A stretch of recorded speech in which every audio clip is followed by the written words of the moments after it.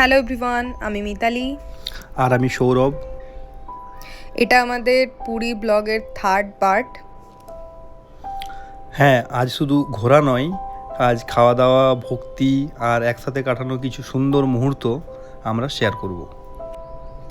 চলুন দিনটা শুরু করি একদম জমজমাট ব্রেকফাস্ট দিয়ে। সকালে খেয়েছিলাম গরম গরম লুচি আর সবজি। তারপর সমুদ্র থেকে ফিরে আমরা লাঞ্চ করলাম। লাঞ্চে ছিল ভাত, পটলের আলুর তরকারি, ডাল আর মাছের ঝোল।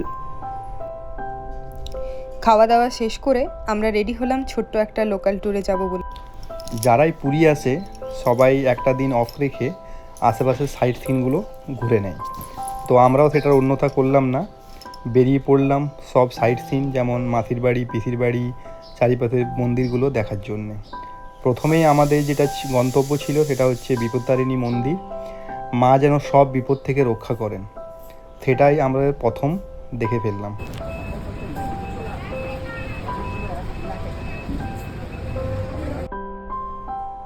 চারিপাশে সাইট সিনগুলো দেখার জন্যে আমরা একটা অটো করে নিয়েছিলাম। সবাই মিলে বেশ মজা করে ঘুরতে ঘুরতে সব একটা একটা করে দেখে নিচ্ছিলাম। গুপ্ত বৃন্দাবনে ঢুকতেই একটা অন্যরকম শান্তি অনুভব করলাম। এখানে ঢুকে আপনারা দেখতে পাবেন অনেক অনেক ঠাকুরের মূর্তি, যেগুলো হয়তো গুণে শেষ করা যাবে না। তাই আপনারা এক এক করে দেখতে থাকুন। প্রথমেই তো গণেশ দিয়ে শুরু হলো, তারপরে নিতাই গৌরাঙ্গ, তারপরে আমরা আস্তে আস্তে চলতে শুরু করলাম। দেখা পেলাম জগন্নাথ দেবের। আপনারা সকলে দর্শন করুন।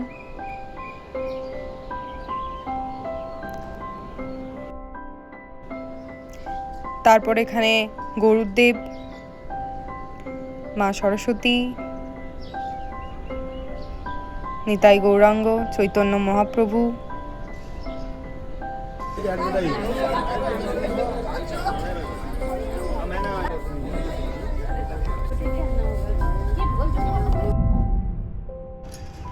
বিশাল আকারের একটা হনুমানের মূর্তি ছিল এবং চারিপাশের পরিবেশটা খুবই সুন্দর ছিল।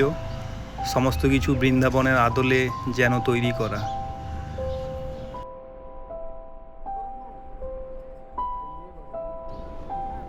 এখানে ছিল চৈতন্য মহাপ্রভুর বিশাল একখানি মূর্তি। ফোনে হয়তো অত ভালো বোঝা যাচ্ছে না, বাট সামনে থেকে দেখলে এটা বিশাল আকারের ছিল। তারপর এখানে ছিল উনি দেহত্যাগ করেছিলেন সেই জায়গাটা। তারপর আমরা আস্তে আস্তে বেরিয়ে এলাম। আমরা গেলাম ওমকারেশ্বর মন্দিরে। এবার আমরা পৌঁছালাম ওমকারেশ্বর মন্দিরে। আপনারা এখানে দেখতে পাবেন অনেক রকমের মূর্তি। তার পাশাপাশি একটা ছোট্ট পাখিরালয় ছিল, যেখানে অনেক পাখিই ছিল। এবং তারপর রামসীতা দর্শন করুন এবং নানা রকমের মূর্তি দেখতে পাচ্ছেন আপনারা। সমুদ্র মন্থন থেকে শুরু করে অনেক মূর্তিই ছিল। তারপরে আমরা চলে গেলাম ভাগ্যের চাকা দর্শন করতে, যেখানে নাকি ভাগ্যের এই চাকাটা ঘোরালে ভাগ্য পরিবর্তন হয়। তাই আমিও একটু ঘুরিয়ে নিলাম, যদি আমার কিছু ভাগ্যে ভালো কিছু আসে। তারপরে আমরা ঢুকলাম এই মেন মন্দিরটাতে, যেখানে 108টা শিবলিঙ্গ, প্রত্যেকটা নাম দিয়ে পরপর বেশ সুন্দর করে উপস্থাপিত করা হয়েছে। এবং সবশেষে একটা দেখে নিলাম আমরা গৌশালা। সেই গৌশালাতে অনেক গরুই ছিল। তারপর আমরা পৌঁছে গেলাম মাসির বাড়ি। অ্যাকচুয়ালি পিসির বাড়ি সেই সময় বন্ধ থাকায় আমরা ওটা দেখতে পারিনি, তাই আমরা এটা ভিজিট করার জন্য ওখানে পৌঁছালাম।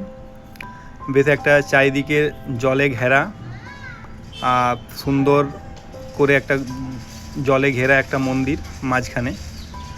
সেখানে আমরা কিছুক্ষণ টাইম স্পেন্ড করলাম, কিছু খাবারও খেলাম এবং তারপরে আমরা আবার ধীরে ধীরে পৌঁছালাম নেক্সট গন্তব্যে আমাদের একটা আশ্রমে। সেইখানে পৌঁছাতে আমাদের খুবই সন্ধে হয়ে গেছিলো। তারপর চারিদিকে ঘোরাঘুরির পর ফিরে এলাম দিনের শেষে সবচেয়ে স্পেশাল মুহূর্ত, জগন্নাথ দেবের মহাপ্রসাদ। আমরা সকলে একত্রিত হয়ে প্রসাদ গ্রহণ করলাম। প্রসাদে দেওয়া হয়েছিল ভাত, ডাল, তারপর ছিল মালপোয়া, মালপোয়ার সাথে খাওয়ার জন্য ক্ষীর, সবজি, এসব দিয়ে আমরা মহাপ্রসাদ খেলাম। জগন্নাথ দেবের মহাপ্রসাদ পাওয়া একটা বিরাট ভাগ্যের ব্যাপার, এবং সত্যি বলতে মানে আমাদের একটু খেয়ে পেট পুরো ভরে গেছিলো, এবং সেটার একটা আলাদাই মাহিত্য আছে, সেটা আমরা সেই সময় সবশেষে আমরা হোটেলের জন্যে রওনা দিলাম। আমাদের সাথে ছিল দেখুন পান্ডারা, তাদের সবারই জন্য প্রসাদ নিয়ে যাওয়া হচ্ছে, এবং আমরা সবারই রুমগুলো দেখিয়ে দিচ্ছিলাম। প্রসাদের জন্য আমরাও লাস্টে পেলাম জগন্নাথ দেবের সেই প্রসাদ, যেটার জন্য আমরা অনেকক্ষণ অপেক্ষা করেছিলাম। আপাতত এইখানেই আমরা এই পার্ট শেষ করছি। পরবর্তী পার্ট আমরা খুব শীঘ্রই আনার চেষ্টা করব, যদিও এটা অনেক দেরি করে মানে করা হয়েছে। আপনারা জানাবেন কেমন লাগলো আপনাদের, একটা like, comment, share and subscribe. Thank you.